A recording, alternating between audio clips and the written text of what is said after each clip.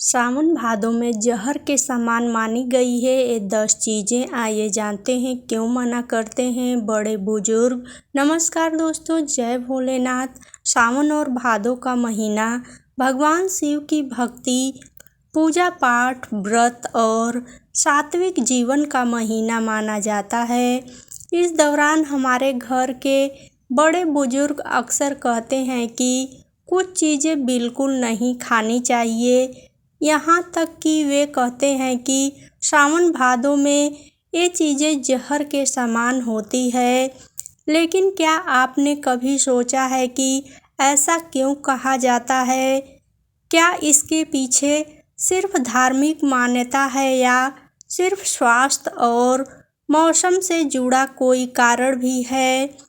आज की इस वीडियो में हम इन्हीं सभी बातों को विस्तार से जानेंगे। मैं आपको सिर्फ नाम ही नहीं बताऊंगी बल्कि हर चीज़ के पीछे की पारंपरिक मान्यता और सामान्य स्वास्थ्य संबंधित कारण भी बताऊंगी।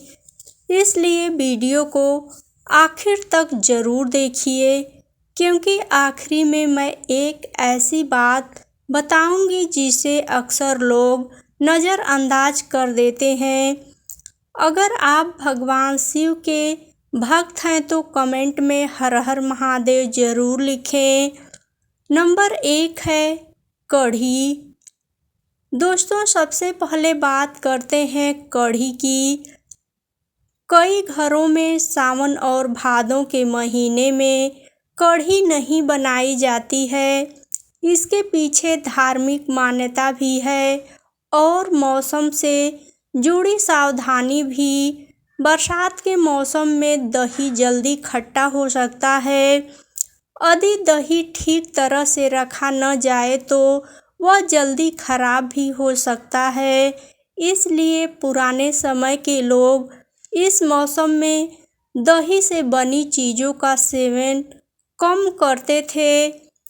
इसके अलावा सावन का महीना सात्विक भोजन का माना जाता है, इसलिए कई परिवार हल्का और ताज़ा भोजन करना पसंद करते हैं। अगर किसी को पेट से जुड़ी समस्या रहती है तो उसे इस मौसम में भोजन का विशेष ध्यान रखना चाहिए। नंबर 2 है हरी पत्तेदार सब्जियां।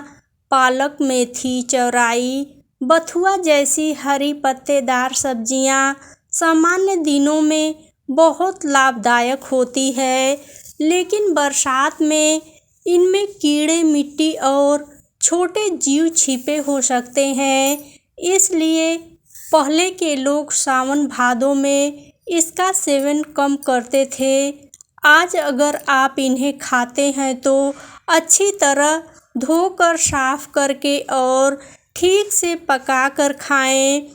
नंबर 3 है बैगन। बैगन को भी सावन में कई लोग नहीं खाते।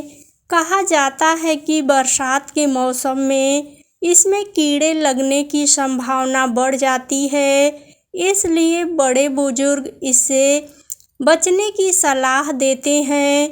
धार्मिक मान्यता के अनुसार भी सावन में बैगन का त्याग शुभ माना जाता है। नंबर 4 है मशरूम। बरसात में जंगलों और नमी वाली जगहों पर कई प्रकार के मशरूम उगते हैं। इनमें से कुछ खाने योग्य होते हैं और कुछ जहरीले भी हो सकते हैं। पुराने समय में सही पहचान करना कठिन था, इसलिए लोग मशरूम खाने से बचते थे।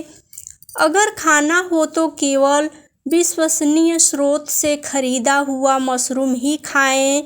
नंबर 5 है दही।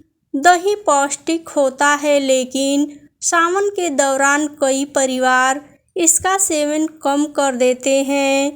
पारंपरिक मान्यता है कि बरसात में दही कुछ लोगों में कफ और पाचन संबंधित परेशानी बढ़ा सकता है।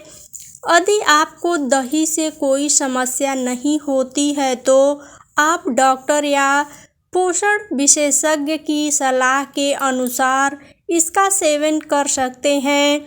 नंबर 6 है बासी भोजन। बरसात के मौसम में नमी अधिक होती है, इस कारण भोजन जल्दी खराब हो सकता है। इसलिए सावन भादों में हमेशा ताज़ा भोजन बनाने और खाने की सलाह दी जाती है। बासी भोजन से पेट खराब होने और संक्रमण का खतरा बढ़ सकता है। नंबर 7 है तला भुना भोजन। पकौड़े, समोसे, कचौड़ी और अन्य तले हुए भोजन स्वादिष्ट लगते हैं, लेकिन अधिक मात्रा में खाने से पाचन पर असर पड़ सकता है। सावन में हल्का, सात्विक और सुपाच्य भोजन करना बेहतर माना जाता है। नंबर 8 खुला बाजार का खाना। बरसात के मौसम में सड़क के किनारे मिलने वाला खुला भोजन धूल, नमी और मक्खियों के संपर्क में आ सकता है। इससे संक्रमण का खतरा बढ़ सकता है। इसलिए घर का ताज़ा और साफ सुथरा भोजन अधिक सुरक्षित माना जाता है।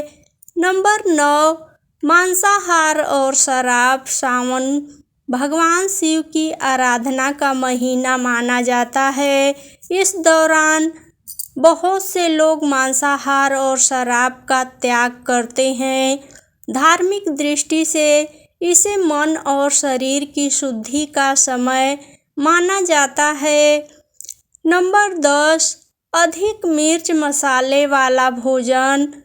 अधिक तीखा और मसालेदार भोजन पेट में जलन, गैस और अपच की समस्या बढ़ा सकता है, खासकर बरसात के मौसम में।